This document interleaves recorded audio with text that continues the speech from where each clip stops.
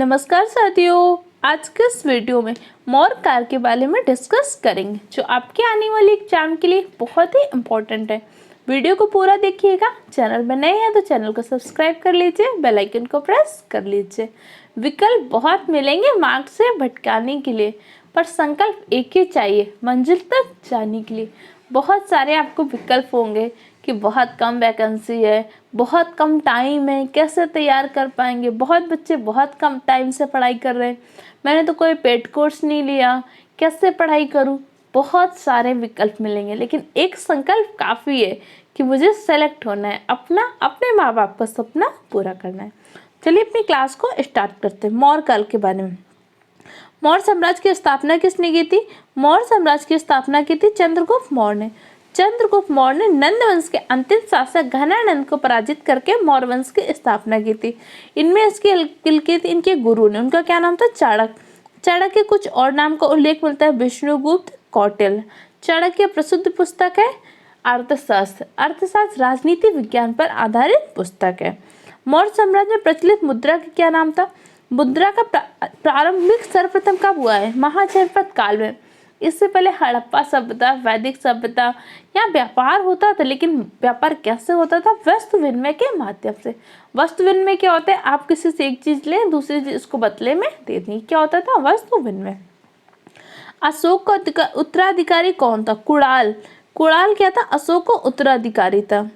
मुद्रा राक्षस के लेखक कौन है? विशाखदत्त। इंपॉर्टेंट है, ध्यान रखिएगा। वह व्यक्ति कौन था जिसका नाम देवानाम प्रदर्शी? अशोक का। एक अभिलेख में अशोक के नाम का देवानाम प्रदर्शी नाम का भी उल्लेख मिलता है। कौटिल्य किसका प्रधानमंत्री था? चंद्रगुप्त मौर्य या गुरु भी कहा जाता है। कलिंग विजय को अशोक ने किस धर्म को अपना लिया था? बौद्ध धर्म को।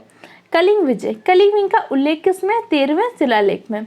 कलिंग वर्तमान में कहाँ पे है? उड़ीसा। वर्तमान उड़ीसा कलिंग था। और कलिंग का फेमस शासक कौन था? खारवेल। जब कलिंग युद्ध में भीषण रक्त संहार हुआ, बहुत ज्यादा रक्तपात हुआ, उससे क्या हो गया? अशोक द्रवित हो गया। इसके बाद अशोका ने क्या किया था? बौद्ध धर्म को अपना लिया था। इसके बाद अशोका ने जीवन पर्यंत बौद्ध धर्म का प्रचार प्रसार किया। इसके साथ ही एक अशोक का अभिलेख मिलता है, उसमें उल्लेख ही अशोक क्या कर देता था? लुम्बिनी से कर नहीं लेता था।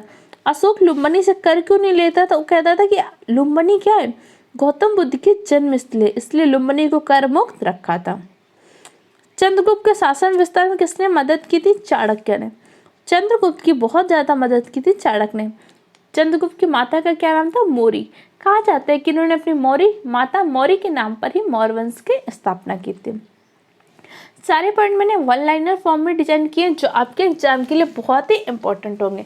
इसकी ऑनलाइन आपको पीडीएफ दी जा चुकी है और ऑफलाइन में भी आपको हार्ड फॉर्म में पीडीएफ दी गई है। उन सबसे एक बार पढ़ के इन सबको कीजिएगा, आपको सारे क्वेश्चन के आंसर खुद आ रहे होंगे। साची किस कला और मूर्ति कला का निरूपण करता है? बौद्ध कला। जो साची का उल्लेख है बौद्ध के बारे में उल्लेख करता है। सम्राट अशोक की कौन सी पत्नी थी जिसने उसको प्रभावित किया? कारुवती। सम्राट अशोक के एक अभिलेख में कारुवती का उल्लेख भी मिलता है। अशोक ने अपने अभिलेखों में एक रूप से किस प्राकृत भाषा का प्रयोग किया? मागधी। अशोक के अभिलेखों को सर्वप्रथम पढ़ने में किसने सफलता मिली? जेम्स फ्रेंसम ने। जेम्स फ्रेंसम ने अशोक के अभिलेखों को पढ़ने में सफलता पाई। अशोक के अभिलेख मुख्यतः किस भाषा में मिले? पाली, प्राकृत, या फिर जैसे कुछ अभिलेख आपके अरेमाइक लिपि में मिले हैं। लिपि में पूछेगा तो ब्राह्मी लिपि में और अरेमाइक लिपि में। और इसमें क्या था? अगर भाषा पूछेगा तो सर्वाधिक प्राकृत भाषा, उसमें भी अगर रूप पूछेगा तो मागधी का प्रयोग मिलता है। बिंदुसार ने विद्रोह को चलने के लिए अशोक को कहाँ भेजा था? अशोक का पिता कौन था? बिंदुसार। बिंदुसार में जब तक्षशिला का विद्रोह गया तो वहां पे क्या भेजा था? अशोका को भेजा था। अशोका ने वहां पे तक्षशिला के विद्रोह को अच्छे से दबाया, क्योंकि उस टाइम पे सुसेन जो अशोक का बड़ा भाई था, तक्षशिला उसके अधीन था, लेकिन जब वहां पे विद्रोह हुआ तो सुसेन दबा नहीं पाया, तो इसलिए फिर अशोक को भेजा गया था। अशोक ने तक्षशिला के विद्रोह को अच्छे से संभाल लिया। और कुछ जगह उल्लेख है कि अशोक ने अपने 99 भाइयों की हत्या करके शासन पर बैठा था। मेगास्तर ने भारतीय समाज को कितनी श्रेणियों में बांटा था? 7। मेगानिस्किस किसके दरबार में आया था? इसकी फेमस पुस्तक कौन थी और ये किसका राजदूत था? मेगानिस्तर ने इसने एक पुस्तिका लिखी थी, इंडिका। किसके दरबार में आया था? चंद्रगुप्त मौर्य के दरबार में आया। ये सेल्यूकस निकेटर का राजदूत था। सेल्यूकस निकेटर क्या था? सिकंदर का सेनापति था। सिकंदर का जल सेनापति कौन था? निर्याकस। निर्याकस सिकंदर का जल सेनापति था। निर्याकस और बुखेल्फस, बुखेल्फस क्या था? सिकंदर का घोड़ा था। तो जब सिकंदर वापस गया था तो वहाँ पे बुखेल्फस और निकैया नामक शहर की स्थापना की थी।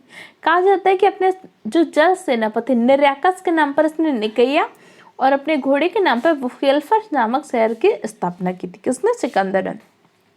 जब सिकंदर ने भारत में आक्रमण किया था तो उस समय मगध का शासक कौन था? उस टाइम पर मगध का शासक था घनानंद। घनानंद क्या? सिकंदर के समकालीन है। सिकंदर की मृत्यु कहाँ पे हुई थी? बेबुलियन में सिकंदर की मृत्यु हुई थी। क्लियर हो गया? कौटिल्य के अर्थशास्त्र में किस पहलू पर प्रकाश डाला गया? राजनीतिक गतिविधियां, राजा कैसा होना चाहिए, राजा की शासन व्यवस्था कैसी चलनी चाहिए, इन सब चीजों पर कौटिल्य ने अपने बुक अर्थशास्त्र में प्रभाव डाला हुआ है। चलिए कुछ और इम्पोर्टेंट पॉइंट ध्यान रखिएगा। सांची का स्तूप किसने बनवाया था? अशोका ने। सांची का स्तूप किससे संबंधित है? बौद्ध धर्म से। किसने बनवाया था? अशोका ने। सांची के स्तूप को स्थापत्य कला की दृष्टि से सबसे सर्वश्रेष्ठ माना जाता है। सांची के स्तूप की स्थापत्य कला बहुत बेस्ट थी। स्थापत्य का स्वर्णकाल किस काल को बोलते हैं? मुगल काल में स्थापत्य का स्वर्णकाल बोलते हैं शाहजहां को। आपको सारी चीजें पढ़ चुके हैं, सिर्फ आपको रिवाइज करवा, इसलिए मैं बहुत सारे पॉइंट आपको। स्थापत्य का स्वर्णकाल शाहजहां के काल को बोलते हैं। चित्रकला का स्वर्णकाल किसको बोलते हैं? जहांगीर के समय को चित्रकला का स्वर्णकाल बोलते हैं। और सांची का स्तूप है कहाँ पे? एमपी के रायसेन जिला में स्थित है। पाटलिपुत्र को किस शासक ने अपनी राजधानी बनाया था? चंद्रगुप्त मौर्य ने। पाटलिपुत्र की स्थापना किसने की थी? उदयन ने की थी, गंगा व सोन नदी के संगम पर। पाटलिपुत्र है कहाँ पे? बिहार में। पाटलिपुत्र में चंद्रकेल का महल बना था। पाटलिपुत्र में जो चंद्रकेल का महल बना था लकड़ी से। महाजनपद काल और जब मगध साम्राज्य में महल आदि बनाने में ईंटों के साथ साथ लकड़ी आदि का भी प्रयोग होता था। तो चंद्रगुप्त ने अपना जो महल बनवाया था लकड़ी के माध्यम से बनवाया था। बराबर गया के जिला में आश्रय के रूप में जो आजीविकों के लिए बनाया गया था, किसने बनाया था? गया जिला में आजीवक संप्रदाय के लिए क्या हुआ? आश्रय का निर्माण कराया गया था। किस अभिलेख से साबित होता है कि चंद्रगुप्त का प्रभाव पश्चिम तक फैला है? दामन का जूनागढ़ अभिलेख। रुद्र दामन के जूनागढ़ अभिलेख में चंद्रगुप्त मौर्य के बारे में उल्लेख मिलता है। वह स्तंभलेख जिसने अशोक को स्वयं को मगध का सम्राट बताया, भाब्रू स्तंभलेख। भाब्रू स्तंभलेख ने अशोक को क्या किया था? स्वयं को सम्राट बताया था मगध का। इसके साथ ही आपके अशोक के 13 मुख्य शिलालेख हैं। किसमें किस चीज का वर्णन है, कौन कौन से विषय, आगे हम एक टेबल फॉर्म में डिस्कस करेंगे। आपके एग्जाम के लिए बहुत ही इंपॉर्टेंट है। अर्थशास्त्र का लेख समकालीन था चंद्रगुप्त मौर्य के, क्योंकि चंद्रगुप्त मौर्य के समय ही चाणक्य ने इसकी रचना की थी। पूछ सकता है तो किसका समकालीन था? चंद्रगुप्त मौर्य के। अर्थशास्त्र पुस्तक के राइटर कौन थे? चाणक्य थे। चाणक्य के कुछ और नाम विष्णुगुप्त, कौटिल्य। नंद वंश के पश्चात मगध पर किस राजवंश ने शासन किया था? मौर्य वंश ने, क्योंकि नंद वंश के जो सम्राट था कौन? घनानंद।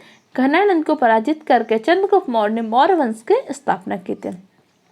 मौर्य काल में शिक्षा का सर्वाधिक प्रसिद्ध केंद्र था तक्षशिला। मेघनास्ती की पुस्तक इंडिका।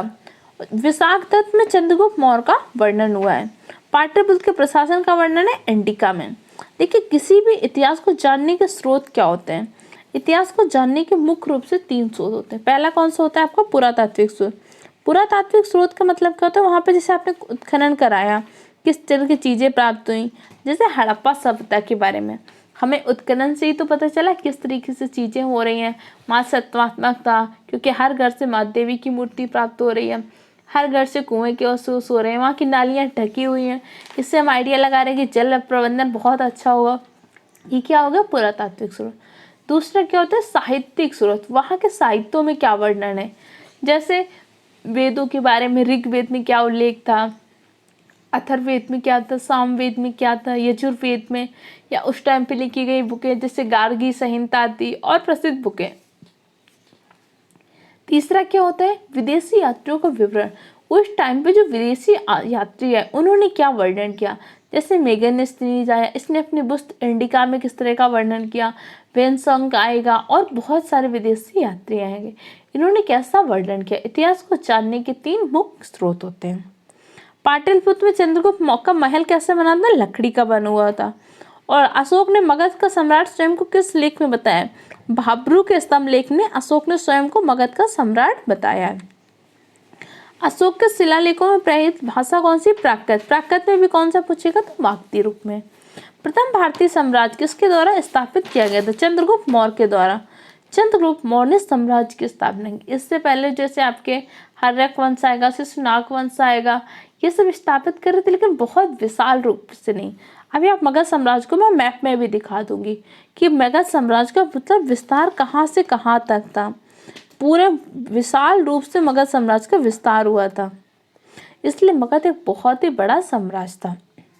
चाणक्य अपने बचपन में किस नाम से जाने जाते थे? विष्णुगुप्त। इसके साथ एक और नाम क्या था? कौटिल्य। राज के सप्तांग सिद्धांत के अनुसार राज का 7वां अंक क्या होता है? मित्र। चंद्रगुप्त मौर्य के जो गुरु थे कौटिल्य, इन्होंने क्या किया था? अपनी पुस्तक अर्थशास्त्र में सप्तांग सिद्धांत का उल्लेख किया था।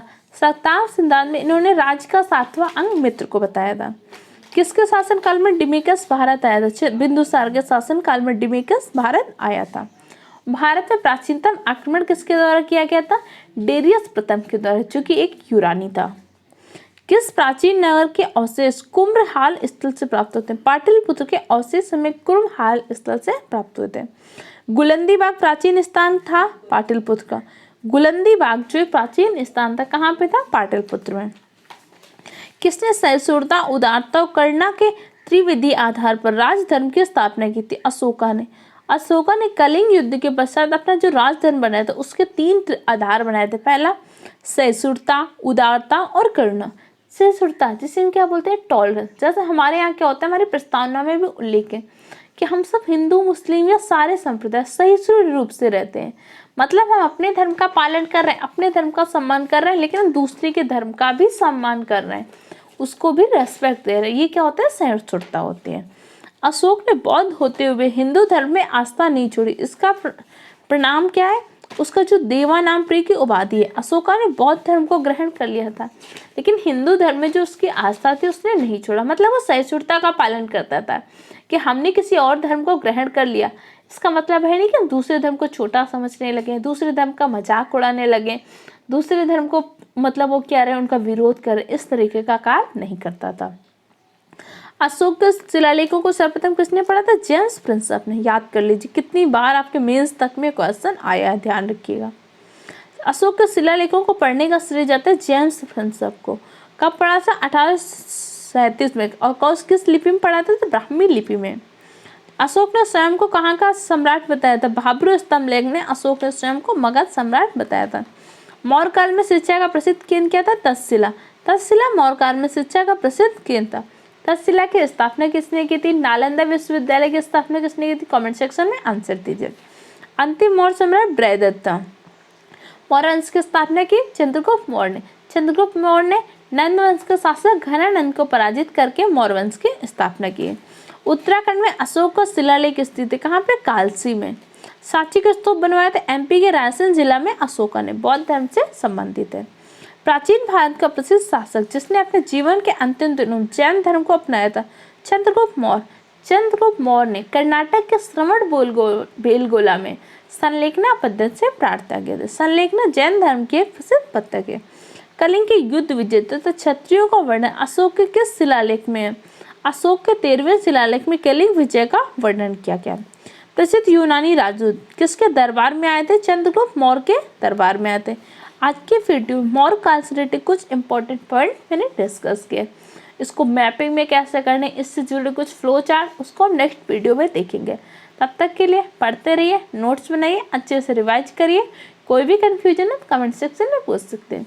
वीडियो की स्पीड थोड़ी ज़्यादा है क्योंकि सारी चीज़ें आप पढ़ चुके हैं, बस आपको रिवाइज करना है। फिर भी अगर आपको लगे तो स्पीड को थोड़ा सा कम करके देख सकते हैं। Okay, thank you.